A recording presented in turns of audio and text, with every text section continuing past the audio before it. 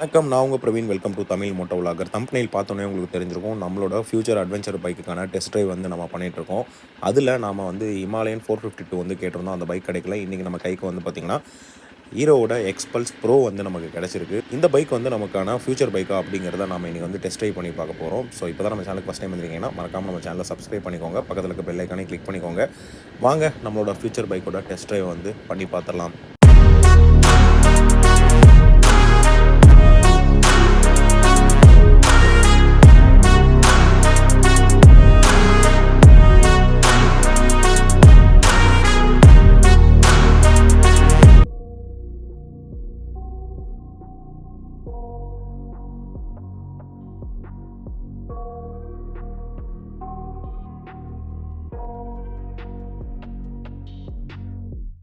I got nightmares in my head, I fear that the thoughts build up until I can't. So பைக்கோட first impression வந்து எனக்கு ரொம்பவே பிடிச்சிருந்துச்சுங்க. One of the adventure bike look வந்து இதுக்கு ரொம்பவே சூப்பராக கொடுத்துருந்தாங்க. ஸோ அது வந்து எனக்கு மேஜராக ரொம்ப பிடிச்சிருந்துச்சு. பைக்கை எந்த சைட்லேருந்து பார்த்தாலும் இது ஒரு ரகட் பைக். அது மட்டும் இல்லாமல் one of the touring bike அப்படிங்கிற அந்த செக்மெண்ட்டில் எனக்கு ரொம்பவே பிடிச்சிருந்துச்சு. ஸோ ஹெட்லைட்டை பற்றி சொல்லணும் அப்படின்னா, இதோட ஹெட்லைட் வந்து ரவுண்ட் எல்இடி டிஆர்எல் தான் கொடுத்துருக்காங்க. பட் இந்த லைட் வந்து நமக்கு எந்த அளவுக்கு பத்தும் அப்படின்னு சொல்லிட்டு எனக்கு சத்தியமாக தெரியல. அதனால் நம்ம வந்து எக்ஸ்ட்ரா லைட்ஸ்லாம் ஆட் பண்ணிக்கலாம். அதே மாதிரி நம்ம வந்து ஃப்ரண்ட் செக்ஷன்லேருந்து ஸ்டார்ட் பண்ணுவோம். ஸோ ஃப்ரண்ட் டயர் வந்து பார்த்திங்கன்னா 90-90-21 அப்படின்ற செக்மெண்ட்டில் வந்து போக்ஸோட வந்து கொடுத்துருக்காங்க. அது மட்டும் இல்லாமல் இதில் ஃப்ரண்ட்டுக்கு வந்து பார்த்திங்கன்னா டிஸ்க் வித் ஏபிஎஸ் வந்து ஆப்ஷன் கொடுத்துருக்காங்க. ஸோ இதோட பிரேக் எஃபிஷியன்சி எப்படி இருக்குது அப்படிங்கிறத நம்ம பின்னாடி செக் பண்ணி பார்த்தலாம். ரெண்டாவது எனக்கு வந்து ரொம்பவே இம்ப்ரெஸ்ஸான இன்னொரு விஷயம் என்ன அப்படின்னு பார்த்தீங்கன்னா, இந்த மட்கார்ட் செக்ஷன். இந்த மட்கார்ட் செக்ஷன் பார்த்தாலே உங்களுக்கு தெரிஞ்சிருக்கும், கவாசாக்கி மாதிரியான ஒரு அட்வென்ச்சர் பைக்ஸு, ஒரு டர்ட் பைக்கு அதில் கொடுத்துருக்க மாதிரியான ஒரு கம்ப்ளீட் லுக் வந்து இதில் கொடுத்துருக்காங்க. அது எனக்கு ரொம்ப பிடிச்சிருந்துச்சு. ஸோ நெக்ஸ்ட் வந்து பார்த்திங்கன்னா, இதில் வந்து டேரக்ட் ஏர் கூல் அந்த மாதிரி தான் வந்து கொடுத்துருக்காங்க. ஸோ அதுவும் வந்து பார்த்திங்கன்னா ஒரு நல்ல விஷயம். 200 சிசிக்கு அதுவே போதும் நான் நினைக்கிறேன். ஸோ இன்ஜினை பற்றி சொல்லணும் அப்படின்னா, ஒரு 199 சிசி இன்ஜின் வந்து கொடுத்துருக்காங்க. கம்ப்ளீட்லி ரீஃபைன்டு இன்ஜின் தான் இது. ஸோ நம்ம வந்து அப்பாச்சி யூஸ் பண்ணிகிட்ருக்கோம். அந்த இன்ஜின் மாதிரி இதுவும் வந்து பார்த்திங்கன்னா ரீஃபைண்டாக இருக்கும் அப்படின்னு சொல்லிட்டு நான் நம்புகிறேன். எக்ஸ்பல்ஸ்லேயே 3 வேரியண்ட் இருக்குங்க. ஒன்று வந்து ஸ்டாண்டர்ட் வேரியண்ட்டு, அடுத்து வந்து பார்த்திங்கன்னா ப்ரோ வேரியண்ட்டு, மூணாவதாக வந்து பார்த்திங்கன்னா டக்கார் ரேலி வேரியண்ட் அப்படின்னு சொல்லிட்டு 3 வேரியண்ட் இருக்குது. 3க்குமே கொஞ்சம் வித்தியாசம் இருக்குது. மற்றபடி ஃப்ரேமு எல்லாமே ஒரே மாதிரி தான் இருக்கும். அப்புறம் டிஸ்பிளே பற்றி சொல்லணும் அப்படின்னா, இவங்க வந்து பார்த்திங்கன்னா டிஜிட்டல் டிஸ்பிளே தான் வந்து கொடுத்துருக்காங்க. ஸோ ஒரு பேசிக்கான டிஸ்பிளே தாங்க. இந்த மாதிரியான பைக்குக்கு இது போதும் அப்படின்னு நான் நினைக்கிறேன். ஏன்னா இந்த இடத்துல அவங்க கை வச்சாங்க அப்படின்னா கண்டிப்பாக ப்ரைஸ் வந்து அதிகமாக வாய்ப்பு இருக்குது. ஸோ இந்த ஆப்ஷன்ஸே எனக்கு ஓகே தான். அடுத்து இதோட ஸ்விட்சிங் எல்லாத்தையுமே வந்து செக் பண்ணி பார்த்தப்போ ஒரு காம்பேக்டான ஸ்விட்சிங் வந்து கண்ட்ரோல்ஸாக கொடுத்துருந்தாங்க. அது வந்து எனக்கு ரொம்ப பிடிச்சிருந்துச்சு. ஸோ இன்ஸ்ட்ருமெண்ட் கன்சோலில் வந்து எல்லாத்தையும் கண்ட்ரோல் பண்ணுற மாதிரியான அந்த ஸ்விட்சஸ் எல்லாமே ரொம்பவே சூப்பராக இருந்துச்சு. அதே மாதிரி கிளச்சும் வந்து பார்த்திங்கன்னா கொஞ்சம் வந்து ஃப்ரீயாக வந்து ஒர்க் ஆகிற மாதிரி இருந்துச்சு. அடுத்து வந்து கில் ஸ்விட்ச் அப்படின்னு பார்க்குறப்போ ரொம்ப ஒரு நீட் அண்ட் க்ளீனான ஒரு கில் ஸ்விட்சாக கொடுத்துருந்தாங்க. அதுக்கு கீழே வந்து பார்த்திங்கன்னா ஒரு SOS பட்டன் வந்து கொடுத்துருந்தாங்க. அதே மாதிரி பிரேக்கிங்கும் வந்து எந்தளவுக்கு எஃபிஷியண்ட்டாக இருக்குன்றதெல்லாம் நம்ம செக் பண்ணி பார்த்தலாம்.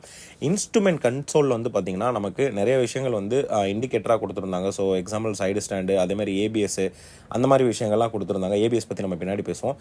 இன்னொரு முக்கியமான விஷயம் என்ன அப்படி பார்த்தீங்கன்னா, இந்த ப்ரோ வெர்ஷனில் நம்மளால் ஃப்ரண்ட் சஸ்பென்ஷன் வந்து அட்ஜஸ்ட் பண்ணிக்க முடியும் 20 mm வரைக்கும். அதுக்கான அந்த பின்ஸ் எல்லாமே இதில் வந்து கொடுத்துருந்தாங்க. லைக் KTMல இருக்க மாதிரியான ஒரு ஃபியூச்சர் நம்மளே வந்து அட்ஜஸ்ட் பண்ணிக்க முடியும். அது வந்து ஒரு சூப்பரான ஒரு விஷயமா வந்து எனக்கு தோணுச்சுங்க. அப்புறம் ரியர் டயரை பற்றி சொல்லணும் அப்படின்னா, ஸோ ரியர் பொறுத்தளவு 120/80 18 இன்ச் வீல் வந்து கொடுத்துருந்தாங்க. ஸோ ஆப்வியஸாக இதுவும் ஃபோக்ஸில் தான் கொடுத்துருந்தாங்க. எனக்கு தெரிஞ்சு பேக்கும் வந்து டிஸ்கில் கொடுத்துருக்காங்க. ஸோ போத் ஏபிஎஸ்ல வந்து ஒர்க் ஆகும் நான் நினைக்கிறேன். ஸோ நெக்ஸ்ட்டு சஸ்பென்ஷன் பற்றி பேசணும் அப்படின்னா, நான் வந்து ஒரு 2 ஸ்பீடு பிரேக்கர் வரும்போதே வந்து விட்டு பார்த்தேங்க. சரியான ஒரு பட்டர் ஸ்மூத் சஸ்பென்ஷன் இந்த பைக்கில். நமக்கு வந்து நார்மலாகவே அந்த சின்ன பைக்லாம் ஓட்டிட்டு ஸ்பீடு பிரேக்கரில் விடும்போது ஒரு வைப்ரேஷன் தெரியும் இல்லைங்களா, அது சத்தியமாக அந்த பைக்கில் தெரியவே இல்லைங்க. ஸோ நெக்ஸ்ட்டு வந்து இந்த கியரிங் பற்றி பேசணும் அப்படின்னா, இது வந்து 5 ஸ்பீடு மேனுவல் கியரிங் வந்து கொடுத்துருக்காங்க. ஸோ பாருங்கள், மற்ற பைக்கில் இருக்க மாதிரி இல்லாமல் அந்த லீவர் வந்து கொஞ்சம் செப்பரேட்டாக இருந்துச்சு. அது ஒரு நல்ல விஷயம். நெக்ஸ்ட்டு வந்து பார்த்திங்கன்னா, எந்த பைக்லேயுமே இப்போ வர்ற பைக்கில் கொடுக்காத ஒரு விஷயம் இந்த கிக்கருங்க. கண்டிப்பாக இந்த மாதிரியான பைக்குக்கு வந்து கிக்கர் கண்டிப்பாக தேவை. சப்போஸ் பேட்டரி கீட்டரி உட்காந்துருச்சு அப்படின்னா கிக்கரையாச்சும் யூஸ் பண்ணி வீடு வந்து சேர்ந்துடலாம்.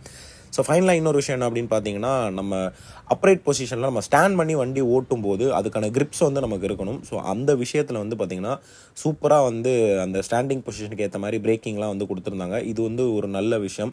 ஸோ அதே மாதிரி வண்டியோட இந்த ஹைட்டு, சீட்டு, அதே மாதிரி பின்னாடி வந்து இந்த எக்ஸாஸ்டோட பொசிஷன், இது எல்லாமே வந்து எனக்கு ரொம்பவே பிடிச்சிருக்குங்க. வண்டி வந்து பார்க்குறதுக்கு நேக்கட்டாகவும் அதே மாதிரி செம்ம டாலான ஒரு பைக்காகவும் தெரியுதுங்க. கிட்டத்தட்ட 220 கிரவுண்ட் கிளியரன்ஸ் வந்து இருக்குது. அப்படின்னா பார்த்துங்க, எப்படிப்பட்ட மேடு பள்ளத்துலையும் விட்டாலுமே அந்த பைக்குக்கான அடிப்பக்கத்தில் வந்து அடி விழுகிறது வந்து ரொம்பவே கம்மியாக இருக்கும். யூஸ்வலாக என்னோடய பைக்லேயே வந்து அப்பப்போ சிட்டிக்குள்ளெல்லாம் வந்து பார்த்திங்கன்னா டக்கு டக்குன்னு அடி விழுகுது. பட் இந்த பைக் கண்டிப்பாக அந்த மாதிரி விழுகாதுன்னு நான் நினைக்கிறேன். ஸோ நெக்ஸ்ட் வந்து பார்த்திங்கன்னா, நம்ம வந்து பின்னாடி டாப் பாக்ஸ்லாம் வைக்கிற மாதிரி இருந்தால் அதுக்கான அக்சசரிஸும் கொடுத்துருக்காங்க நம்ம. ஸோ அதையும் வந்து அப்கிரேட் பண்ணிக்க முடியும். இது மட்டும் இல்லாமல் டிஃபால்ட்டாகவே இதில் வந்து ஹசார்டு வந்து பட்டன் வந்து கொடுத்துருக்கிறதுனால நம்ம ஈஸியாக ஹசார்டு வந்து கண்ட்ரோல் பண்ணிக்க முடியும். அடுத்து இன்னொரு விஷயம் என்ன அப்படின்னு பார்த்தீங்கன்னா, இந்த பைக்கில் வந்து சைடு ஸ்டாண்டு மட்டும்தான் இருக்குது, சென்டர் ஸ்டாண்ட் கிடையாது. ஏன்னா இது வந்து ஒரு அட்வென்ச்சர் டைப்பான ஒரு பைக்கு. நீங்கள் ஆஃப் ரோட்லலாம் போகிறப்போ கீழே வந்து சைடு ஸ்டாண்டு இருக்குது அப்படின்னா கண்டிப்பாக அதுவே வந்து நம்மளை தட்டி விடுறதுக்கு நிறையா வாய்ப்பு இருக்குது, கல்லுலலாம் பட்டு அடிக்கிறதுக்கு. அந்த கிரவுண்ட் கிளியரன்ஸ் பற்றி பேசணும் இல்லையா, அது பாருங்கள் எவ்வளோ பெருசு இருக்குது பாருங்கள் கிரவுண்ட் கிளியரன்ஸு. இந்த அளவுக்கு கிரவுண்ட் கிளியரன்ஸ் இருக்கப்போ நம்மளால் வேறு லெவலில் வந்து பர்ஃபார்மன்ஸ் வந்து பண்ண முடியும் ஆஃப் ரோடில். சரி, அதே மாதிரி ஹைவேஸ்லேயும் நல்லாவே க்ரூஸ் பண்ண முடியும். ஸோ இதோட எக்ஸாஸ்ட் நோட்டை வந்து நீங்கள் கண்டிப்பாக கேட்கணும், எப்படி இருக்குன்னு சொல்லிட்டு பாருங்களேன் எக்ஸாஸ்ட் நோட்டு.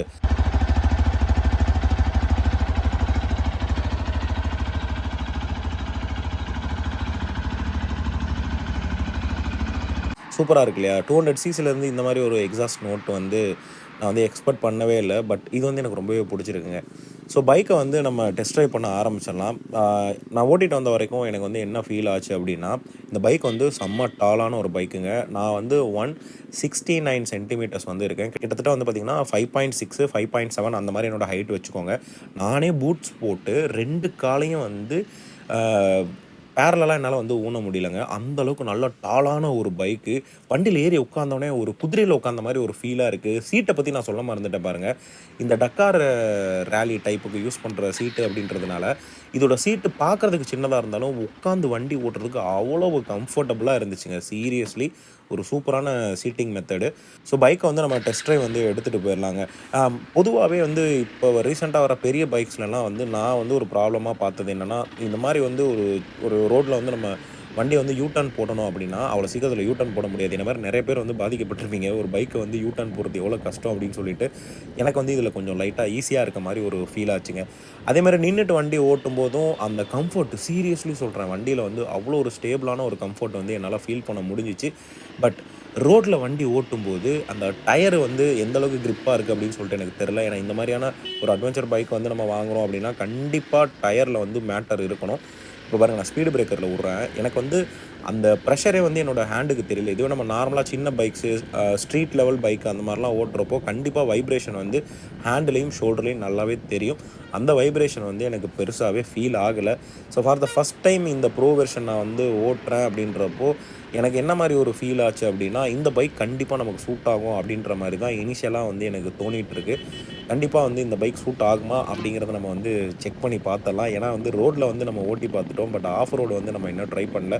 பெரிய ஆஃப் ரோடெல்லாம் வந்து நான் பண்ண போகிறது கிடையாதுங்க. ஒரு மினிமலான ஒரு ஆஃப் ரோடு வந்து ட்ரை பண்ணி பார்ப்போம். அதுலேயே வந்து இந்த பைக் நமக்கு சூட் ஆகுமா ஆகாதா அப்படிங்கிறது நமக்கு ஈஸியாக தெரிஞ்சு போயிடுங்க. ஸோ இதுதான் வந்து இன்றைக்கான பிளானு. ஒரு ஷார்ட் ஸ்ட்ரெச்சை ஆல்ரெடி நான் வந்து பண்ணி முடிச்சிட்டேன். ஸோ இப்போ வந்து என்னென்னா, ஒரு ஆஃப் ரோடுக்கு ஒரு பக்காவான ஒரு இடத்த தேடிட்டு இருக்கேங்க. ஸோ மற்ற பைக் ரிவ்யூ மாதிரி இல்லாமல் நாம் வந்து நம்மளோட ஃப்யூச்சர் பைக்கை வந்து தேடி அலைஞ்சிட்ருக்கோம் இல்லைங்களா? ஸோ அந்த ஒரு தேடி அலையிற ஒரு விஷயத்தை வந்து உங்களுக்கு வந்து வீடியோவாக கொடுக்கணும் அப்படின்னு சொல்லிட்டு நான் நினச்சேன். என்ன மாதிரி நிறைய பேர் வந்து நமக்கு என்ன பைக் சூட் ஆகும், என்ன பைக் எடுக்கிறதுன்னு தெரியாமல் நிறைய பேர் இருப்பீங்க. மேபி இந்த வீடியோ வந்து யாருக்கு இந்த பைக்கு சூட் ஆகும் அப்படிங்கிற விஷயம் வந்து உங்களுக்கு ஒரு கிளாரிட்டி கிடைக்க வாய்ப்பு இருக்குது. ஸோ அதை ஆஃப் ரோடு பண்ணி முடிச்சதுக்கப்புறம் என்னோடய ஒப்பீனியன் நான் சொல்கிறேன். இந்த பைக் வந்து யாருக்கு வந்து சூட் ஆகும், எப்படிப்பட்ட ஆட்கள் வந்து இந்த பைக்கை வந்து வாங்கலாம், சிட்டி ரைடுக்கு வாங்கலாமா, இல்லை வந்து டூரிங் வாங்கலாமா, இல்லை ஆஃப் ரோடிங் வாங்கலாமா அப்படிங்கிற எல்லா டீட்டெயில் நான் வந்து சொல்கிறேன். இந்த பைக்கை பற்றி மெயினாக இன்னொரு விஷயம் நான் ஷேர் பண்ணணும் அப்படின்னா, கண்டிப்பாக இந்த பைக்கோட ப்ரைஸ் பாயிண்ட் தாங்க. இந்த பைக்கோட அதிகபட்ச ப்ரைஸ் பாயிண்ட்டே 1,67,000 ருபீஸ். அது வந்து டக்கார் ரேலி எடிஷன். ஒவ்வொரு வேரியண்ட்டுக்கும் ஒரு 5,000 ரூபாய் தாங்க வித்தியாசம் இருக்குது. 3 கேட்டகரி நான் சொன்னேன் இல்லையா, ஸ்டாண்டர்டு, ப்ரோ, அப்புறம் வந்து பார்த்திங்கன்னா டக்கார் ரேலி எடிஷன். ஒவ்வொன்றுக்குமே வந்து பார்த்திங்கன்னா ஒரு சின்ன சின்ன சேஞ்சஸ் தான். அந்த சின்ன சின்ன சேஞ்சஸ் தான் இந்த பைக்ஸே வந்து எனக்கு யூனிக்காக காட்டுதோ அப்படின்னு சொல்லிட்டு அதோட ஸ்பெக்ஸ் எல்லாம் பார்க்கும்போது எனக்கு வந்து தோணுச்சு. ஒருவேளை நீங்கள் வந்து இந்த பைக்கை வாங்க போகிறீங்க போகிறீங்கன்னா தயவு செஞ்சு ஸ்பெக்ஸை வந்து நல்லா பாருங்கள். பைக்கை வந்து ஏதோ ஒரு பைக்கை டெஸ்ட் ட்ரைவ் பண்ணாலே உங்களுக்கு வந்து தெரிஞ்சிடும். முடிஞ்ச வரை அது ப்ரோவா இல்லை வந்து ரேலி எடிஷனா அப்படிங்கிறத வந்து பார்த்துக்கோங்க. அந்த பார்த்தீங்கன்னாவே உங்களுக்கு எந்த பைக் வந்து தேவை அப்படின்னு சொல்லிட்டு தெரிஞ்சிடும்.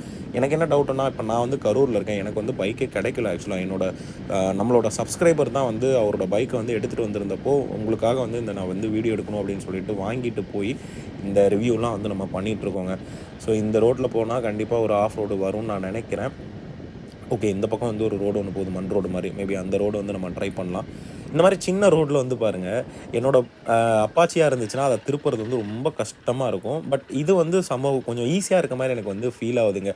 அதே மாதிரி இந்த நக்கிள் கார்டெலாம் இருக்குது பார்த்தீங்களா, அதெல்லாம் பார்க்குறது கொஞ்சம் குவாலிட்டியாக சூப்பராக இருக்க மாதிரி இருந்துச்சு. மிரரும் வந்து பார்த்திங்கன்னா நல்லாவே வந்து ரோடு வந்து கவரேஜ் இருந்துச்சு. ஒரு ஏடிவி பைக்குக்கு பேசிக்காக வந்து பிராண்ட் ஆஃபர் பண்ணுறது இந்த அளவுக்கு இருக்கிறதே வந்து ஓகே அப்படின்னு சொல்லிட்டு நான் நினைக்கிறேன். பட் இதுக்கு மேலே நம்ம வந்து கஸ்டமைஸ் பண்ணிக்க முடியும், அப்கிரேட் பண்ணிக்க முடியும் இந்த பைக்கை. பட் இந்த பைக் வந்து ஒரு 156 கேஜஸ் வெயிட் தாங்க இந்த பைக் இருக்கா. அந்த மாதிரி கேட்டகரியில் தான் இருக்கும். பட் எந்த அளவுக்கு வந்து வெயிட் பேலன்ஸ் பண்ணுது அப்படிங்கிறது நம்ம டாப் பாக்ஸு சைடு பாக்ஸ்லாம் ஏற்றினா தான் தெரியும். இப்போ வரைக்கும் வந்து பார்த்திங்கன்னா எனக்கு வந்து ஓரளவு நல்ல ஃபீல் இருக்க மாதிரி தான் இருக்குது. பட் லைட்டாக இப்போ வந்து எனக்கு ஒரு பின்னாடி டயரில் வந்து லைட்டாக ஒரு வாபிள் இருக்க மாதிரி வந்து ஒரு ஃபீல் ஆகுதுங்க. ரோட்டில் ஓட்டும் போது இருந்த கான்ஃபிடென்ஸ் வந்து இந்த ரோட்டில் போகும்போது லைட்டாக ஸ்லிப் ஆகிற மாதிரி எனக்கு வந்து ஒரு ஃபீல் ஆகுது. என்ன ரீசன்னு தெரில. மேபி இது வந்து ஸ்டாக்கில் வந்த டயர் அப்படிங்கிறதுனால அந்த மாதிரி ஃபீல் ஆகுதா அப்படின்னு சொல்லிட்டு எனக்கு தெரியல. மேபி நம்ம வந்து அந்த 50-50 டயர்ஸோ அப்படி இல்லைனா டெடிக்கேட்டடு ஆஃப் ரோட் டயர்ஸோ வாங்கி போட்டோம் அப்படின்னா மேபி இதோட பர்ஃபார்மன்ஸ் வந்து இன்னும் எக்ஸ்ட்ரீம் லெவலில் இருக்கிறதுக்கு கண்டிப்பாக வாய்ப்பு இருக்குங்க. சரி, ஓகே, ஒரு யூட்டனை போட்டு மறுபடியும் வந்து செக் பண்ணி பார்த்துருவோம். ஏன்னா நம்மளோட சப்ஸ்கிரைபர் வந்து அங்கே வெயிட் பண்ணிகிட்ருக்காரு நமக்காக. பாவங்க, அவர் அங்கே உட்கார வச்சுட்டு பைக்கை வேறு சுட்டுட்டு வந்துட்டேன். ஓகே, இந்த வாட்டி வந்து நல்லா ட்ரை பண்ணி பார்த்துடலாம். ஸோ இந்த ஆஃப் ரோட்டில் வந்து பார்த்திங்கன்னா எந்திரிச்சு நின்று நான் வந்து வண்டி ஓட்டுறப்போ எனக்கு என்ன ஃபீல் ஆச்சு அப்படின்னா, லைட்டாக வந்து வண்டியோட பேலன்ஸ் வந்து லைட்டாக மிஸ் ஆகிற மாதிரி ஃபீல் ஆச்சு. ஆல்ரெடி நம்ம அந்த டயர் அப்படின்னு சொல்லியிருந்தோம். மேபி டயர் மாற்றும் போது கண்டிப்பாக அந்த கான்ஃபிடன்ஸ் வர்றதுக்கு வாய்ப்பு இருக்குது. நெக்ஸ்ட்டு விஷயம் வந்து பார்த்திங்கன்னா, இந்த பைக் வந்து கம்ப்ளீட்டாக ஒரு சாலிடான வந்து ஒரு டிரைவ் எக்ஸ்பீரியன்ஸ் வந்து எனக்கு கொடுத்துச்சுங்க. மெயினாக நான் வந்து ஏன் ஹைலைட் பண்ணுறேன் அப்படின்னா, இந்த ப்ரைஸ் பாயிண்டில் இப்படி ஒரு பைக் வந்து ஹீரோ வந்து கொடுத்துருக்கிறது வந்து எனக்கு வந்து ஆச்சரியமாக தாங்க இருக்குது. பட் இந்த செக்மெண்ட்டில் நம்ம இன்னும் நிறையா சிசி பைக்ஸ்லாம் வந்து எக்ஸ்பீரியன்ஸ் பண்ண வேண்டியிருக்கு. பட் ஒவ்வொரு கேட்டகிரிலையுமே வந்து அந்த 200 சிசி, 300, 400, 600 அப்படி போகும்போது அந்த பைக்குக்கான ஃபியூச்சர்ஸ் வந்து அப்கிரேட் ஆகும் இல்லையா. அப்படி பார்க்குறப்ப எந்த பைக்குமே நம்ம வந்து கம்பேர் பண்ண முடியாது தான். பட் எனக்கு வந்து எந்த பைக் சூட் ஆகும் அப்படிங்கிறது தான் வந்து நான் வந்து யோசிக்கிற ஒரு விஷயம். எனக்கு வந்து இப்போ இந்த ஆஃப் ரோடு பண்ண வரைக்கும் மேபி டயர்ஸை மாற்றணும் அப்படின்னா இன்னும் கான்ஃபிடென்ட்டாக நம்மளால் ஓட்ட முடியும் அப்படிங்கிறது மட்டும் எனக்கு நல்லாவே புரியுது. உங்களில் யாராச்சும் ஒருத்தர் இந்த பைக்கை வாங்குறீங்க அப்படின்னா, இந்த பைக் என்ன பர்பஸுக்காக நீங்கள் வாங்க போகிறீங்க அப்படிங்கிறத நல்லா தெரிஞ்சுக்கோங்க. இதை வந்து சிட்டி ரைடுக்கு யூஸ் பண்ணிக்க முடியும். பட் இதோட கிரவுண்ட் கிளியரன்ஸ் அதே மாதிரி வந்து ஃப்ரண்ட் சஸ்பென்ஷனோட ஹைட்டை இன்க்ரீஸ் பண்ணிக்க முடியும். அதனால் காலை ஊனி உங்களால் ப்ராப்பராக ஓட்ட முடியுமா அப்படிங்கிறத நீங்கள் வந்து பார்த்துக்கோங்க. ரெண்டாவது ஒரு விஷயம், இது வந்து ஆஃப் ரோடுக்கு மட்டும் இல்லை, நார்மல் ரோட்லேயும் நல்லாவே வந்து ஓட்ட முடியும். ஏன்னா லைட்டான ஒரு வெஹிக்கிள் தான். இந்த பைக்கில் வந்து கம்ஃபர்ட்டாக 2 பேர் உட்காந்து போகிறது ரொம்பவே கஷ்டம். அது டூரிங்லாம் பண்ணோம் அப்படின்னா கண்டிப்பாக ஒருத்தரை தவிர வேறு யாருமே போக முடியாது. ஆப்வியஸாக இந்த மாதிரி பைக்ஸ் எல்லாமே வந்து அட்வென்ச்சர் பண்ணுறதுக்காகவே வந்து உருவாக்கப்பட்ட பைக் அப்படின்றப்போ 2 பேர்லாம் கம்ஃபர்ட்டாக போகிறத நம்ம எதிர்பார்க்க முடியாது. மேபி நீங்கள் ஆஃபீஸ் போகிறீங்க, இல்லை ஒரு நார்மலாக டூரிங் பண்ணுறீங்க, இல்லை உங்களுக்கு பைக் ரொம்பவே பிடிக்கும், உங்களால் வந்து ஒரு 2 லட்ச ரூபாய்க்குள்ள ஒரு நல்ல பைக் வாங்கணும்னு நினைக்கிறீங்கன்னா இந்த பைக் வந்து கண்டிப்பாக ஒரு சூப்பரான பைக்குங்க. இந்த பைக்கோட ரிவ்யூ அப்படியே இருக்கட்டும். ஃப்யூச்சரில் வந்து பார்த்திங்கன்னா இன்னும் அடுத்தடுத்த பைக் எல்லாமே வந்து நம்ம பண்ண போகிறோம் அப்கமிங்கில். அந்த பைக்கெல்லாம் பார்த்துட்டு நமக்கு வந்து எந்த பைக் வந்து சூட் ஆகும் அப்படிங்கிறத நான் வந்து கூடிய சீக்கிரமே வந்து நான் ரிவீல் பண்ணுறேன். ஒவ்வொரு விஷயமா நம்ம பார்க்க ஆரம்பிப்போம். ஏன்னா நமக்கும் வந்து ஒரு பட்ஜெட்னு ஒன்று இருக்குது. அந்த பட்ஜெட்டுக்குள்ளே தான் வந்து அடுத்த பைக் எடுக்க முடியும். அதிகபட்சம் வந்து பார்த்திங்கன்னா ஒரு 4 lakh rupees வரைக்கும் நம்மளால் வந்து இந்த பைக்குக்கு வந்து ஸ்பெண்ட் பண்ணலாம் அப்படின்னு சொல்லிட்டு நான் ஒரு ஐடியாவில் இருக்கேன். மேபி எல்லாத்தையும் பார்த்ததுக்கப்புறம் இந்த எக்ஸ்பல்ஸ் 210 சீரியஸ் ஒன்று இருக்குங்க. அது வந்து இந்த பைக்கில் இருந்து கம்ப்ளீட்லி டிஃப்ரெண்ட். அந்த பைக்கு ஒருவேளை அந்த பைக்கை ட்ரை பண்ணும்போது என் மனசு மாறதுக்கு நிறையா வாய்ப்பு இருக்குது. அது மட்டும் இல்லாமல் நம்ம டிவிஎஸோட RTX 300க்காக நம்ம வெயிட் பண்ணிகிட்ருக்கோம்.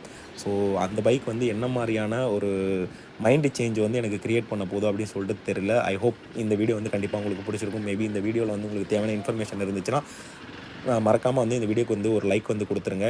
நான் ஏதாச்சும் ஒரு விஷயங்களை மிஸ் பண்ணியிருந்தேன் அப்படின்னா அதையும் வந்து கமெண்ட்டில் வந்து கொஞ்சம் ஹைலைட் பண்ணிங்கன்னா ரொம்பவே நல்லாயிருக்கும். ஸோ இந்த வீடியோ பிடிச்சிருந்தால் மறக்காமல் லைக் பண்ணிட்டு நம்ம சேனலை சப்ஸ்கிரைப் பண்ணிடுங்க. அடுத்த ஒரு வீடியோவில் சந்திப்போம். டாட்டா, பாய் பாய்.